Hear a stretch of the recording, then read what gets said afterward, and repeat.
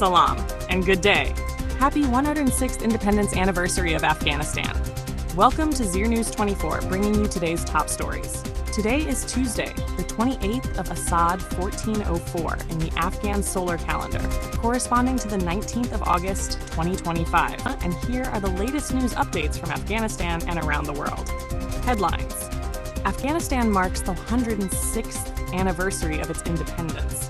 In a statement, the Islamic Emirate hailed this victory as the result of the sacrifices, devotion, and jihad of Afghan mujahideen. Deputy Prime Minister Mullah Abdul Ghani Baradar calls for modern education and technology during the official Independence Day ceremony. The European Union welcomes emergency food assistance by the World Food Programme for 500,000 people in Afghanistan. Details. At the Independence Day ceremony held at the Ministry of National Defense, Deputy Prime Minister for Economic Affairs Mullah Abdul Ghani Baradar stressed the importance of modern education and technology. He reminded the audience that independence was achieved through immense sacrifice, but internal conflicts, divisions, and conspiracies prevented Afghans from preserving it. He urged the nation to safeguard independence by preventing any new forms of political, economic, or military domination, and called on the international community to engage with the Islamic Emirate on the basis of principles rather than interference. Defense Minister Mullah Muhammad Yaqub Mujahid echoed these sentiments, emphasizing non-interference in Afghanistan's internal affairs. Foreign Minister Amir Khan Muttaqi also underlined the importance of learning lessons from how such historic days are preserved. The Islamic Emirates' official statement described independence as the fruit of Afghan mujahideen's sacrifices and resistance, noting that Afghans defeated not only the British but also the Soviet Union and later the United States, opening a proud chapter of bravery in history. The statement urged Afghan youth to follow in the footsteps of their forefathers, to remain resolute against aggression and occupation, and to adhere firmly to Sharia, recognizing every victory as a blessing and support from Allah. Meanwhile, the European Union has welcomed the World Food Programme's emergency assistance for 500,000 Afghans. With EU funding of €13 million, WFP will deliver 2,500 metric tons of food to families facing severe hunger, while also providing treatment for more than 85,000 malnourished children.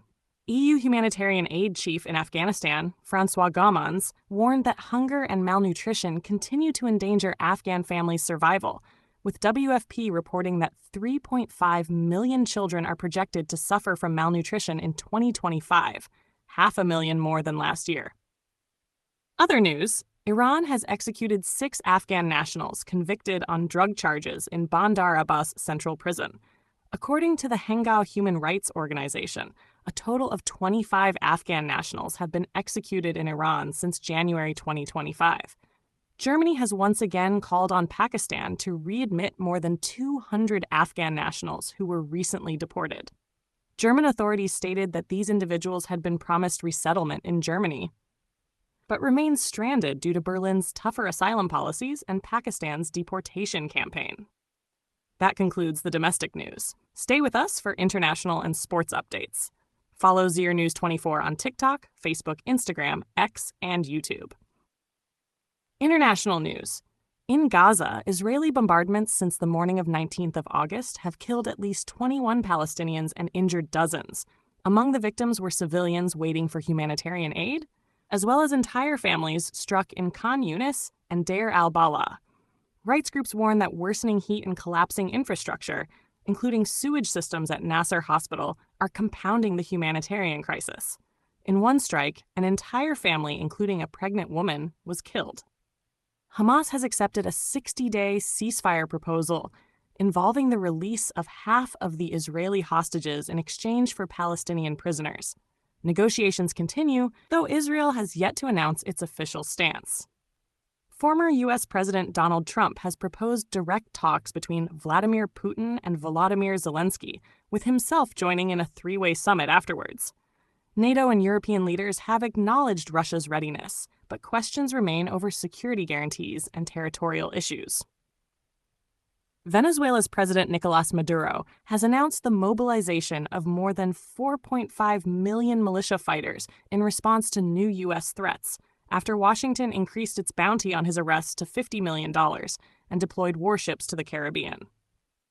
Sports news. Traditional wrestling competitions in Gore Province concluded, with 10 champions crowned across weight categories from 50 to 95 kilograms. In Bamyan's Huaraz district, a football tournament with 20 teams ended with the Jokol youth team winning the title after a 5-4 penalty shootout victory. In Baghlan province, the Shaheen team claimed the knockout football championship after defeating Akh-Chashma Baraka 3-0 in the final. Tomorrow, Kabul will host the Provincial Kickboxing Championship, organized by the Kickboxing Federation.